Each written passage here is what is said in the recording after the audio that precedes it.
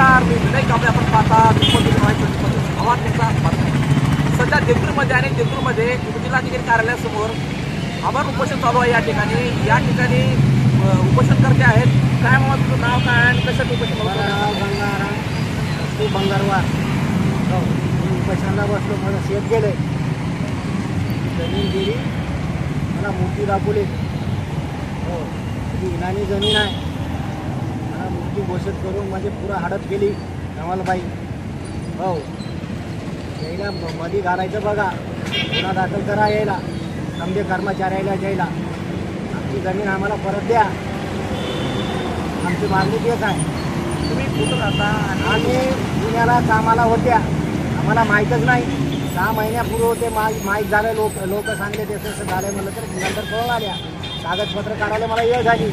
आता 2 तारीखला बसलो मी हो। 2 तारीखला बसून काय निर्णय लागते निर्णय लागू द्या म्हणतं ते साहेब लोक बी यायला तयार नाही।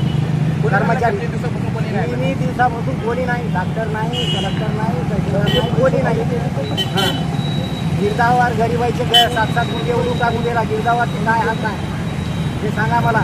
गिरदावारला निलंबित करा, तलाठी गिरदावारला समजे बोगस करून बसलेले आहेत। एक बी काय का बघा तुम्ही कागद बघून आमचे।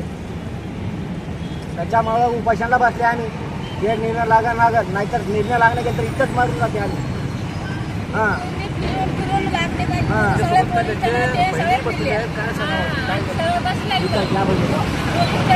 सगळे गेल्या पोलिसांमध्ये सगळं केल्या पण आम्हाला अन्याय केले नाहीत कोण बी। त्यासाठी तो बसले आमचा दादा उपाशी 3 दिवस झाले, कोण बी आलं नाही। आमच्या 7-7 गुंठे होते, माझ्या नावावर 7 गुंठे, आमच्या अक्काच्या नावावर 7 गुंठे, म्हणजे आमच्या नावावर आमच्या दादाच्या नावावर होतं। काय सही वगैरे घेतली तुमच्या नावावर? आमचं काहीच घेतलं नाही, आमचं काहीच घेतलं नाही। आम्हाला काय कळलंच नाही माझी ना दैनिक केलं तर आमचं दादा 3 दिवस झाले उपाशी आले। आम्हाला काय झालं, कोणी सर आलं नाही, कोण बघायला नाही, डॉक्टर सुद्धा आलं नाही। कसं करावं, कोणता नाही, कोणतं डॉक्टर हे गेलं नाही।